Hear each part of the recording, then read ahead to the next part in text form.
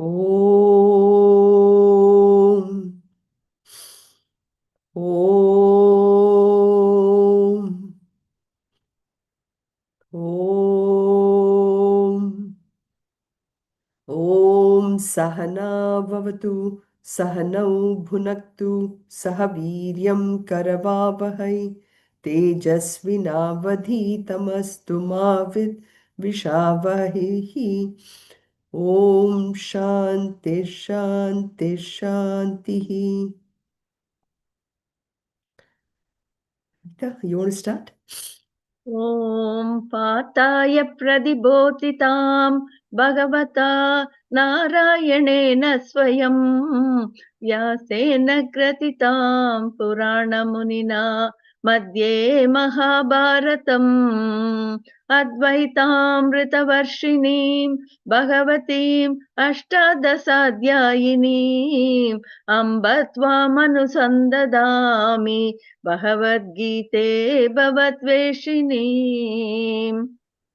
नमोऽस्तु देव्यास विशालबुद्धे पुल्लारविन्दायतभद्रनेत्र येन त्वया भारततैलपूर्णः प्रज्वालितो ज्ञानमयः प्रतीभः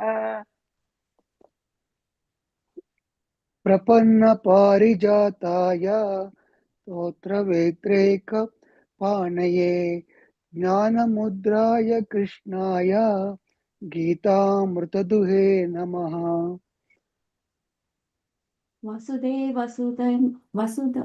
वसुदेवसुतं एवं कंसचानूरमर्दनं देवकी परमानन्दं कृष्णं वन्दे जगद्गुरुम्।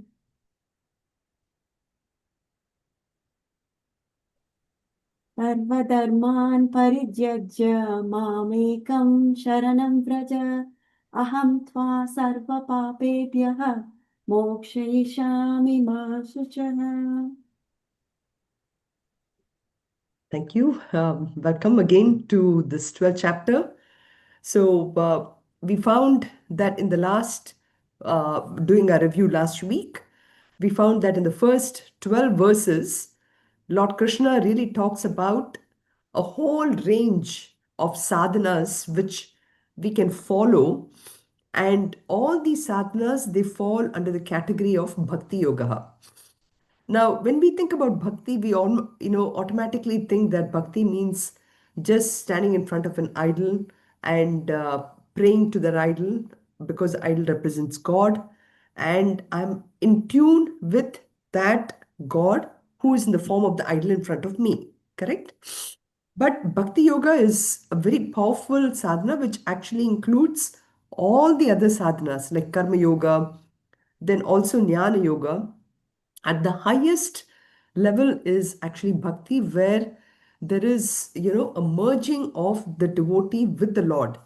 So it is that highest level, and that merge can happen only if we have completely understood really who we are, why are we here, what am I doing in this world, and using that knowledge, how am I conducting myself through karma yoga, and then using jnana yoga to really understand what scriptures is telling about my identity, with the four mahavakyas and everything. So that is what, is really all our sadhanas. And then from the 13th verse, we actually started from 13th to 19th. Krishna now talks about that bhakta, you know. And in fact, in the seventh chapter, he actually talks about the four types of people, Chaturvida Bhajante Mam, the four Artharthi Jignasu, then Artharthi Jignasu, and Jnani.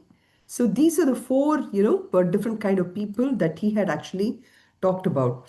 So in the second part, what happens is Lord Krishna is now talking about those characteristics of that bhakta who has actually gone through all that levels, who has already gone through that levels with karma yoga and then jnana yoga, and finally he is, at the stage where he has understood his relation with God, And this final bhakti is what, is the characteristics of that high level person. So that is what we are coming to from the 14th verse, And like we talked about last time, this is the qualities. What qualities do we need to face different situations, right? So this is the part that, we need to really kind of reflect, constantly keep reflecting, taking the time every day, even a few minutes, to reflect upon, when we face a certain situation, how could I have faced it differently? A little bit of that mananam. So, like, when you think about this great bhaktas, right, at the highest level where this person is there, uh, do we think that that person doesn't go through any problems at all? What do you think at the highest level? No, They they, don't. they'll also face problems. What is that, Anand? Even Bhakta also faces problems. Correct, exactly. Even a bhakta faces literally the same problems, as all of us. I don't know whether you remember this one story about Lord Buddha, when he was about Buddha. I'm saying Lord Buddha. So when Buddha was sitting and meditating, there was somebody who comes and spits on him, and so another passerby looks at this event, and he's asking Buddha, you didn't get affected by all this? And Buddha says, well, he did what he had to do. That is his prarabdha. And maybe my prarabdha is to receive whatever I was supposed to get, but I'm not affected by this. So even the greatest jnani, they do go through some prarabdha karmas.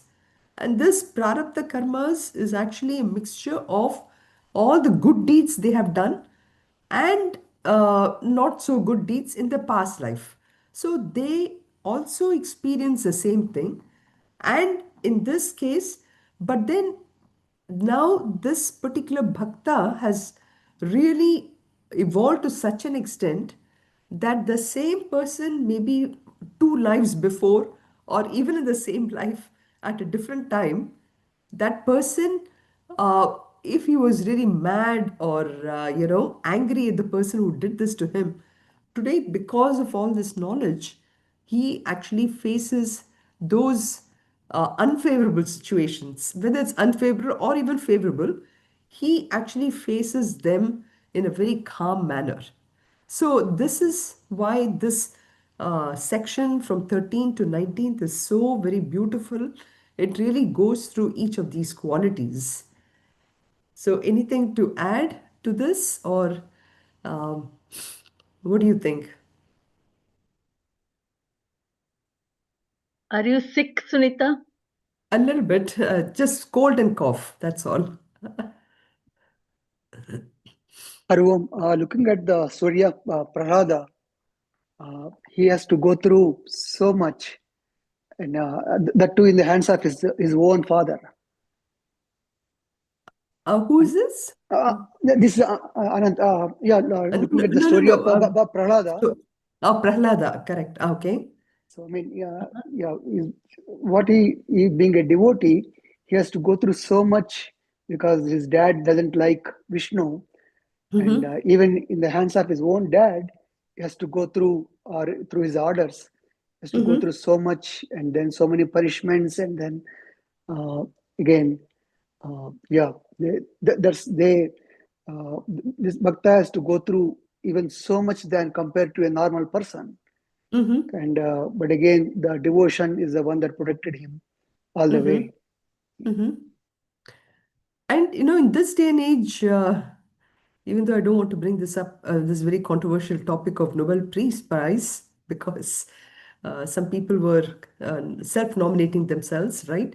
But if you think about the people who get the Peace Prize, right? I think this year it is a lady from Venezuela. Correct. And some of the things, they have gone through in order to be firm. Or even this girl, Malala, right? Malala, what the Pakistani girl? A couple Yeah, years back. Couple years. yeah, a few years ago. So they have gone through in this day and age also, and the way they face the situation. So that takes a lot of courage. It of course it's a matter of evolution. It's not something that you practice it. One has to practice these qualities when times are good. So when times are not so good, this kind of exercise of practicing these qualities comes and helps me in facing situations, right?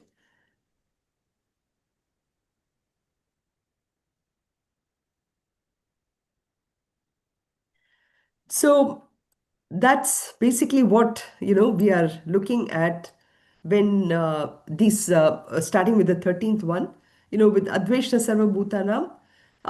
Basically, the idea is I cannot have even a tinge of hatred against anybody. And if I'm a victim of somebody else's misconduct, and that's why I gave this example of Buddha, you know uh, I I still, even when the person is probably behaving negatively towards me or anything, I should still include them in my own prayers when I'm praying Sarva, Sarve Bhavantu Sukhinaha. Everybody, including, the terrorists and everyone whom of course, we get into this habit of, oh my God, this part of the country is bad or whatever. I mean, I was just, of course, you all read about what is happening in Gaza and everything. So it's so painful to see it. But the idea is that I should be able to include everyone and pray for that. So that's what this Adveshta Sarva Bhutanam, is this I cannot afford to have any judgment. And because the minute I start to judge somebody, I'm already thinking that person is somebody different than me, right? So Adveshta Sarva Bhutanam, and then Maitra Karuna Evacha. Such a person, is a friend to everyone, um, not just to a few people, but he's actually a universal friend.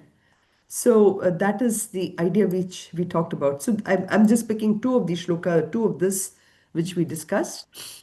And so these are the 40 qualities which we are talking about. And of course, the benefits, Krishna is kind of using this marketing strategy to glorify all these qualities in a jnani, because once I know that these qualities are important, and I will also start to practice this. I mean, it's what I liked about this is, like even as you read the shlokas, each one of these shlokas with the quality, it becomes so potent, and it's so meditative also.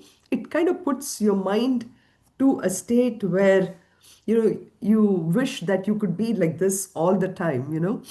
So that's the beauty of these coming shlokas. So that's also the benefits. And so ultimately, even though we we talk about moksha, right? Moksha is not something which we get after death. It is something that has to happen while I'm in this physical body, while every aspect of my physical body, including my senses, is working really well. And when that happens, when I practice these qualities, slowly and slowly it eats away all the negativities within myself. And, in Pledge, we have that beautiful second line, right? We serve as an army, courageous and disciplined, ever ready to fight against low tendencies. So these qualities essentially helps us to get rid of many of our low tendencies and false values, and allows us to move forward towards moksha. So it is a state of mind, and as part of this is what this qualities we start to talk about in this next shlokas. Sorry. So these are all the qualities in this 13th shloka. apart from the karuna, everything, the also very powerful ones is getting rid of my I-ness and minus, and of course being balanced in sorrow and joy. And the last one, which is probably also very difficult for us, which is forgiving others easily, somehow, if we don't forgive somebody immediately for whatever we've gone through, it'll just stay in our mind for a very long time, and that becomes a big thing. So that was the 13th shloka. So we'll move on to the 14th one. So in he goes on to explain about santushtaha, which is ever content. And then santushta satatam yogi. All the time, this person is contented. Then yatatma dridha self-controlled, possessed of firm conviction. Then mayarpita manaha buddhi. So with complete mind and intellect. So every action that this bhakta takes, this jnani takes, is always done with the attitude of I'm doing this for the Lord, Krishnarpanam. So yad mad bhakta same sachame priyaha. So such a person is dear to me. So for us, when we think about santushtaha, we think that we get a high amount of contentment if I've achieved a certain promotion, goals, or I my daughter gave birth to a child, or all these things. We think that that is what is contentment, right? So santushta contentment is basically that state which is we always feel is triggered by something which is temporary. Think about that, we really need to reflect on this. uh, we think that, okay, I have this craving for gulab jamun and I got it. Now I'm happy. Or this one. But here, santushta is something which is an internal quality. How can I be contented even in the midst of plenty, and even when I don't have much? So that is the idea of santushtaha. And that is what I'm saying. So it's a person who has actually discovered uh, a complete fullness. Uh, Even without anything, this person is completely content. And there are very beautiful verses in Pachagovindam, which we have seen also. And even in second chapter, for example, there was this shloka called, Prajahati yada kaman sarvan pat manogatan atmanyeva atmanyevatmana tushtaha sthita prajnastadochute.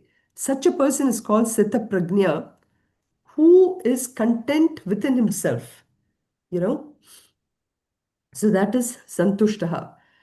Uh, so when you think about this whole aspect of santushtaha, I just want to ask those of you who are Tamil speaking, can you think of a very, very famous song, you know?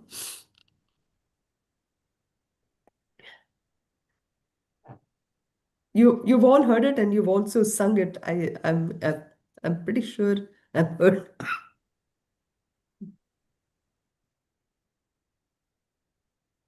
குறை ஒன்றுமில்லை Kurai ondrumillai. Exactly. Kurai ondrumillai. You know, சுபத்திரமா குறை what is that? ஒன்றுமில்லை குறை Please. ஒன்றுமில்லை மறைமூர்த்தி கண்ணா மன்வண்ணா பலையப்பா Govinda Govinda. I mean, I'm not getting the ragam properly of MS. No, that's okay. I think you echoed the sentiment behind the song, Chandra. So that is, Yeah. thank you very much. This is amazing. That's exactly, that I was thinking too, is because santushtaha, contented, completely Yeah. contented. And the song, this so kurai ondrumillai marimurthi Everything. She says no, everything about the Perumal, and then she says that I don't have any other wish other than Ambaloda Kadaksha. Correct. Correct. Exactly. Exactly.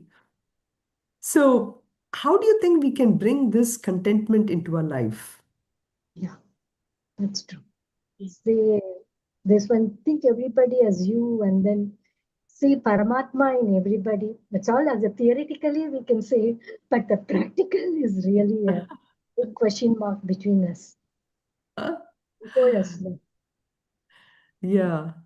I mean, when we you see think the about person, yeah, Santushta's contentment, uh, we aim to become content because we think we are lacking something, you know. correct. Uh, I gave this example of gulab jamun, if I get this gulab jamun or if I have this ice cream, I'll be satisfied. That doesn't mean, after a dinner, if I go out to Baskin Robbins or something to have ice cream, that's not what it is. But the question is, I go with deep expectation to Baskin Robbins and I find it's closed. Yeah. Do I feel You will be disappointed. disappointed?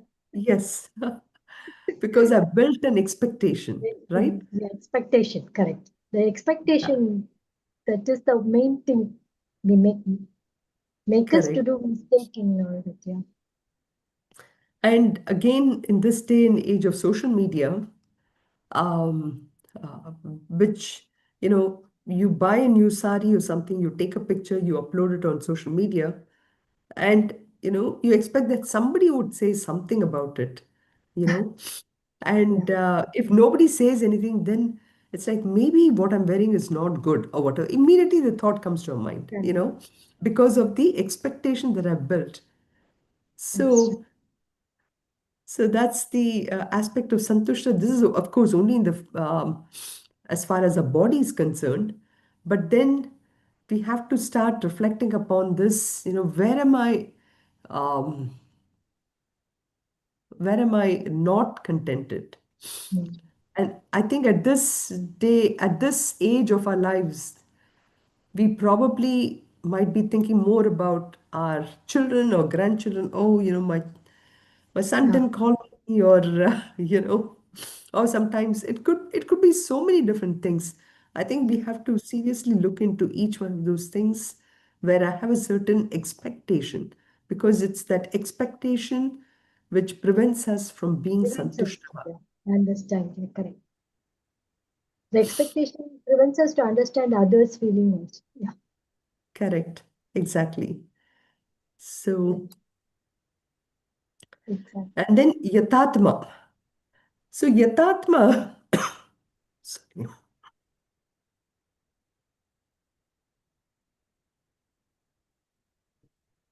Here, Yatatma, Atma in this context actually is at the level of the Stula Sharira. Stula Sharira, which is our body, sense organs, you know, and Yatatma basically means being well disciplined. Everything is well regulated. I have my 8 hours of sleep, I drink my 8 glasses of water, and I'm controlled in my food and everything. So that is very disciplined in that sense of the word. So this kind of a self sort of an integration, and it's amazing. Even though we go to gym and all that for our body, even the knowledge of Vedanta gives you that self integration, and it allows us to be integrated in a mind level. And this that knowledge makes us a self integrated individual. So yatatma meaning that well integrated within my body. And then mayarpita mano buddhi. So when we think about mayarpito mano buddhi, the how I interact. So let me give you this exact meaning of this one. Mayi arpita manaha buddhi.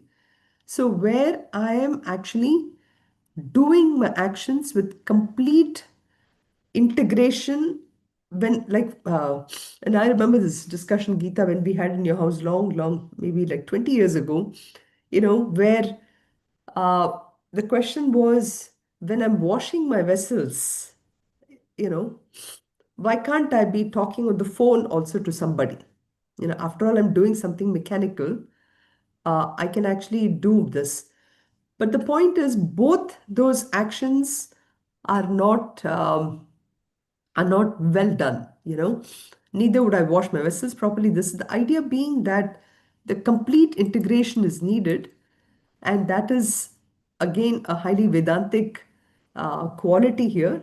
Mai arpitam mano buddhihi, where my mind and intellect is completely um, into the action. And here, of course, we are talking at the level of a bhakta. So the bhakta sees only that Lord everywhere. So his mind, his buddhi, there is no wavering. Everything is done with a beautiful integration, and it is well regulated, you know. So that is Mayar Pita Mano Buddhi. So we saw in this thing about 1, 2, 3, 4, 5, um, and of course, Dhrida Nishchayaha, which is automatically when I practice his values, everything that I do will be with full conviction. I mean, today, if you look at the qualities that we tell our Gen Z or anyone that they should have, we talk about self-confidence, self-awareness, and of course, a good physique, all that. But when I see these qualities here, automatically you see that we will imbibe those qualities, whatever is needed to face the world when I have this. So it is taking the values at a high level, but with the advaita, with the Vedanta knowledge what I have, then I'm able to practice this qualities and you know evolve. So anything more to add to any of these qualities here?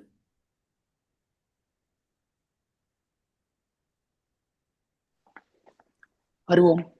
Yes, Anand. Uh, yeah. Uh, in terms regards to Santushta, as you were mentioning, uh, if we do everything with the Prasada Buddhi, so and then Arpita Buddhi, so that means whatever that comes, is think as a prasada, then that's one way, to make us being contented.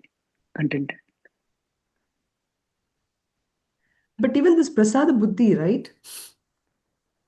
It comes only when I recognize that it is the divine presence everywhere. Then, once I recognize it's a divine presence, then whatever kickbacks, blows, or praise I get from the world, I recognize it's coming from that divine presence, and I take that as a prasadam. So, the prerequisite to having a prasada buddhi is that ability to recognize that it is a divine presence everywhere. Right? Right. So now then coming to the next shloka 15, let us see what are the various qualities. So I've just listed out the qualities so that we can get an idea of it. So as we read the shloka, we can really, we can be with the shloka. So this is about, people who can, there are two type of people. The one type of people is by whom, and we actually started discussing this last week. We are just towards the end of our talk, we had started this.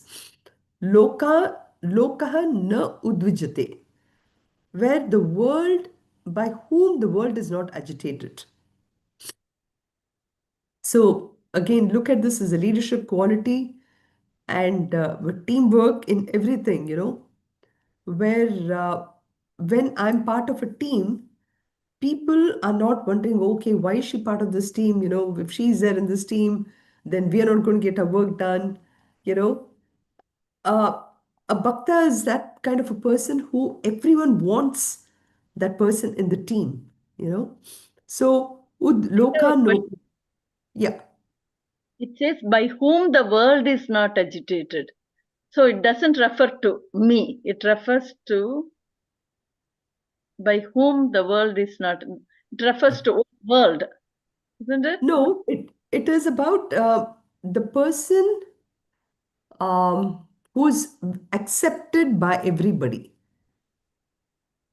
Lokaha na Oh, udvijate. oh, okay. Yeah, So that world person is doesn't get agitated because of me. I am not correct. the cause for the world's agitation. Okay, Exactly. got it. Exactly. And I think many of you, you're part of so many seva groups and all that, right? And many times the question comes, oh, we're all, I think you had asked that question last week, actually, Geeta, right? When I'm doing my things with Seva Bhava, and if somebody talks about somebody else, then what should be my reaction?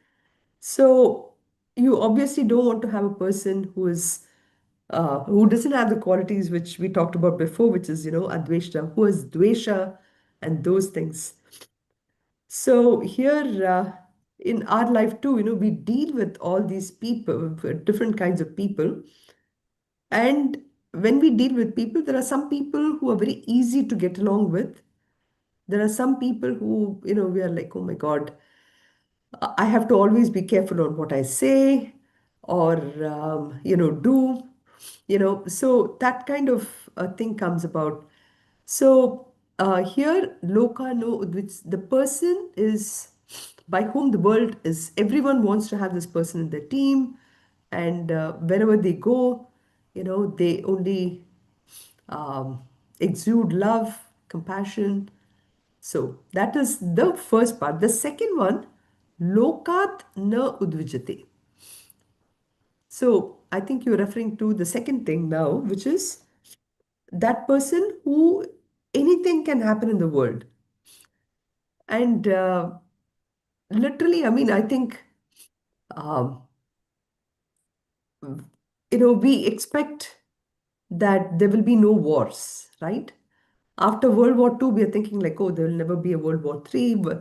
But then there's always this fear that something is going to happen. The point is, in the world, things can continuously happen, but this person is not affected by that at all. You know, I think it's very powerful quality because especially now with US, right? We think about, okay, life was so good before. But when we were actually going through it, we thought, oh my God, why are we have to, whatever, maybe the taxes were high or maybe at that time there was discrimination or so many things, But now there's something else going on. And the thing is, in the world, there will always be things going on. How can I be immune to it completely? So, and then Muktaha Harshaha, which is free from paltry joys. Amarshaha. So, one is paltry joys. This is to say that, some things which are very temporary, something which is small joys. Amarshaha, who's free from envy. And then one who's free from fear. And one who's free from anxiety. So, these are the, six qualities which is coming up in Shloka 15. So I'll just chant it. Yasman no dvijate lokaha. Yasman no dvijate lokaha. Loka no dvijate chayaha. Loka no dvijate chayaha. Harsha marsha bhayodvegaihi. Harsha marsha bhayodvegaihi. Mukto yasacha me priyaha. Mukto yasacha me priyaha. So you can see the meaning also.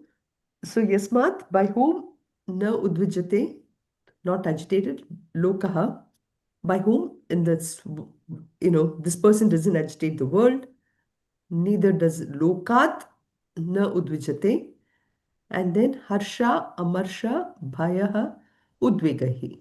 So which is excitement irritation, fear, and agitation. This person is free from it. Muktaha, the person is free. Such a person is very dear to me. Krishna is saying that. So that's why we said, in the world, there can be two types of people. One who has got a rock-like heart, stone. And because his heart is like a rock, whatever experience he gets, he's not affected by it at all. You know, so nothing affects him. In fact, it's wonderful to have such a person sometimes, in our family, because we look forward to going to that person to ask for any advice, so many different things, right? So, yasmat loka na udvijate. And then harsha, amarsha, bhaya, udvegahi. So, that means udvegahi, muktaha, one who is free of all this. So generally, we doubt, right? We say that a jnani is a liberate person, a free person. And the question then comes, what is this person really free of? And, yes, of course, this person is free from family and, is free from a lot of things that we all have to do. But that is not the kind of freedom we are talking about here. We are actually talking about the person are these four big things, envy, fear, and excitement, udvegahi. The person doesn't get excited about anything. That doesn't mean that that person is, uh, like a rock in that sense. But this person has recognized that he keeps his excitement under check. He knows that something which goes up has to come down. So, in that sense, he's not excited at all. And that is what we're saying that Harsha Marsha Bhayudvegahi and Muktaha. And this is Bhayat Muktaha. Out of all those four um, things, fear is probably one of the biggest things for all of us, right? Because the fear comes mainly because we have not understood who we are. We tend to think that this is this persona I have to put forth in outside, and then we do things connected to that particular persona. So we hold on to a lot of these wrong things, and most of the things that we hold on to wrongly, it causes some form of fear, right? So there is, of course, many. There's a beautiful book written by Bhartrihari where he talks about this fear of so many different things. Um, I have presented that before also, whether it's sense pleasures, sugar, all these things, and whether it is my own family who'd be leaving me or whatever. And so many, and he even talks about the family lineage. I feel proud of the fact that I'm from this family. So what happens if somebody were to insult this family? So there's a fear from each and everything, which tends to make us then finally hold on to certain things, which I think is important for me. Wrongly we think like this. But this person, Jnani, is free from that fear also. So udvega means any excitement, mental disturbance. So this person is completely free of that udvega also. So I'll just go back and look at that list and ask you if it makes sense, for you. I mean, maybe make sense is not the right word here because obviously it has to make sense. It's Bhagavad Gita and everything.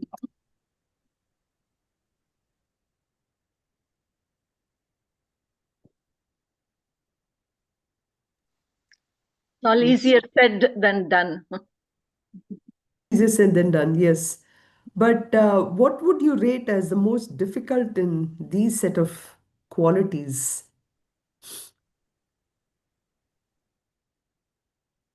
14.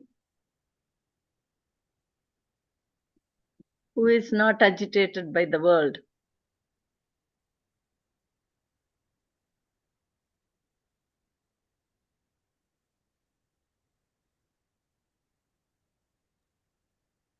Hariom, I agree with Geeta. Not agitated by the world is very, very, very powerful. That is, right now, you can't, like we've been talking about, you can't open a news article without it causing some kind of anxiety. So it's difficult. But I look at this mukta bhaya, fear. Fear also is, we have fear of so many things. What if I I say something? What if I don't say so? What if say I, something, yeah. you know, is somebody going to come to my door, or, how much am I being watched? Um, you know, the fear to me is a big thing, and we really have to understand clearly what is fear, what are the things that we are afraid of, and even if we make a big list of things and say that, I'm not afraid of this, I'm not afraid of that, things like that, there'll be something else that I'll be afraid of. So these are highly reflective qualities which we have to take for ourselves and see what am I free of. In fact, for all of them, right? Even envy. Envy, of course, at this stage where we are, um, envy is probably not that important, but who knows, right? And then anxiety for sure, that is a big one too. And free from paltry joys, even that may not be that important. But you're right, 13, 14, 17, and 18, I find is the big ones. And imagine if through this knowledge of Vedanta, through the knowledge of Bhagavad Gita, if I can have a handle on it, how good it can be, right?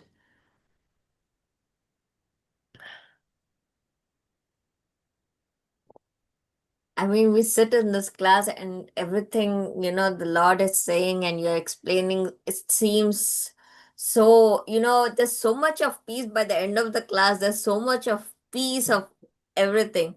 And then, should we open our phone and check out the news? Peace has gone somewhere, tata bye bye. So that's, it's very, very kshanam, only kshanam, kshanam, it's staying. That's the problem. Yeah. Harvom, Yeah. Go ahead. yeah, fear is the, would say one of the biggest, Mm-hmm. I think could be out of all of them. Mm-hmm. I mean, when we see gods or, any of the murtis, God or goddess, we see what is called abhayhastam, Mm-hmm. so that one hand, so, Mm-hmm. saying that devotees who come to them or do pray, right, they'll be free from the fear. So Mm-hmm. that always yeah, comes to my mind. Mm-hmm. Yep, you're right. You're right. I mean, that's what all the, gods are saying, that I'll take care of all your worries. Just come to me. Just, think of me. Immediately, all your worries can go, and there is no fear at all. But yet, I think even as we stand in front of the Lord, our mind goes only to the fact that there is, the fear of what when I walk out, will my, I mean, in India, those days, the fear always used to be there, but not now, whether my chappals are outside. So, but nowadays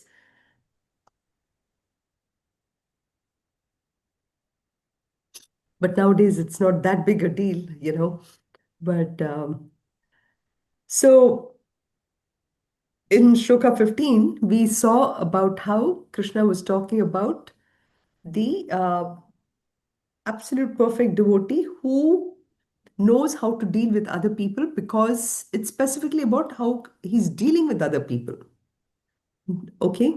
Now, in this Shloka 16, you will see that he's explaining about how this devotee's mindset is towards action. So, that being said, you will see how he takes karma yoga to a high level, you know. how he really is able to bring a perfection in this action itself. So the qualities we're going to see is, again, as I said, it's about a devotee who is about this jnani, bhakta, who, how does he act in this world? Earlier thing was about with people. Now, with action, whatever action he does, again, relating it to the second chapter, karmanevadi karaste, here he completely abandons fruits of the actions. And when he does things also, there is no desire for any outcome. You know, very important, because in this day and age, when I have to go to my boss and tell him that, I want to work on this project, he's going to immediately ask, so what do you plan to get out of this? What will this do for the company or anything? So anapeksha is the ability to act without expecting anything out of it. So that doesn't mean that, we do not have goals or anything. We do have a goal, we work towards it. But I focus my attention not on how quickly I'm reaching the goal, but how well I do my job. So anapeksha is very important from that point. Shuchihi. Again, we've had other terms, for shuchihi. In 13th chapter, this will come again. Having purity and habits of cleanliness.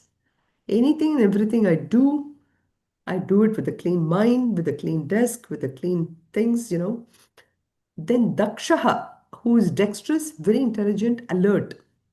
So this person is able to see the big picture, and yet smartly work out as to what the highest priorities are, maybe, So highly intelligent from that standpoint. And then udasinaha. Even though the word indifferent is used here, it is not a negative word. Here, what he's trying to say is the person works with a complete attention on the action. So therefore, he's indifferent to the outcome, And gatavyataha, one who's of course untroubled. We can relate that to the previous shloka where we saw the thing connected to people. But here it is connected to the action. So who's untroubled by whatever conditions, there are with regard to the action. And sarva aramba parityagi. This is a very beautiful thing which may take a little more explanation. But we can actually relate this to our lives, where we start things, we are a great initiator, but we don't finish things, So that is the whole idea of which. So that is the aspect of a karma yogi. So we'll just chant this.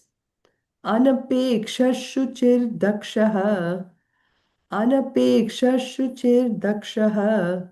Udasino gatavyataha. Udasino gatavyataha. Sarvarambha parityagi. Sarvarambha parityagi. Yo madbhakta same priyaha. Yo madbhakta same priyaha.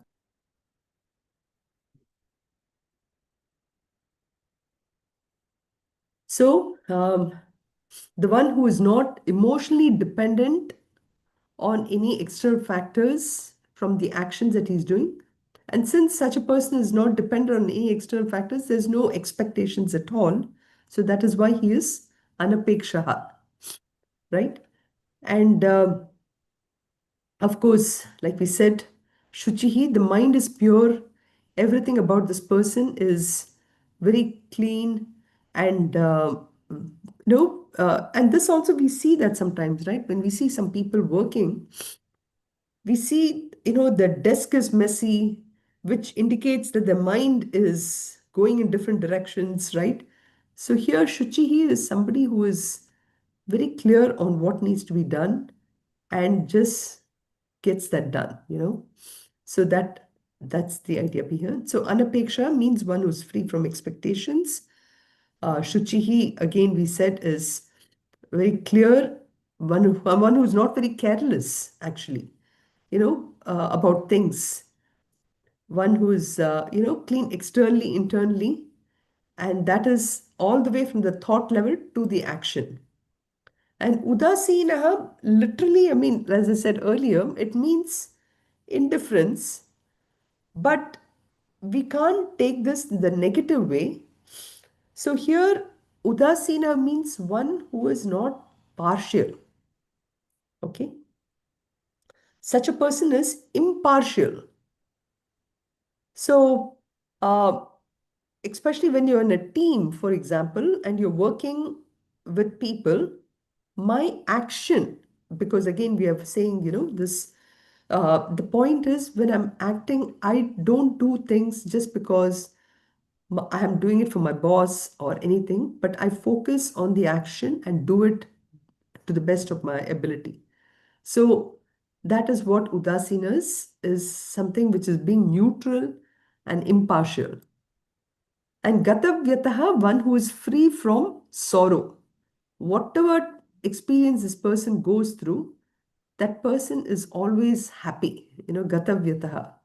So whether it's raining so much in Kerala or whether you will have pretty snow and everything coming up pretty soon in November, December, you know, it doesn't bother you. Externally, things can happen because we are not in control about it, right?